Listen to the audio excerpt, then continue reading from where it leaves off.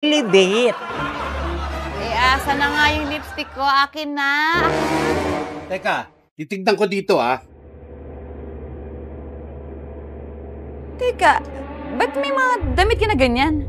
Ang gaganda, di ba? Ang kukulay pa. Eh, pambabae yan eh.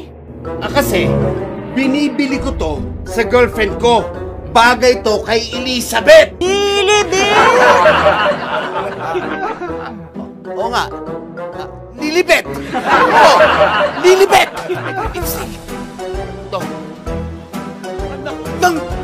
Ang lipstick nawawala! Nawawala ang lipstick! Nawawala ang lipstick! Sandali lang. Ingat. Lumayo kayo dyan. Maaaring isang posibilidad na pagkamatay itong tetano. Nakita mo, puro kalawang yung bakod. Sandali. Hindi pa natin kinakausap eh. Siyempre, inaalam ko lang. Ito si Hilda. Oh, Hilda.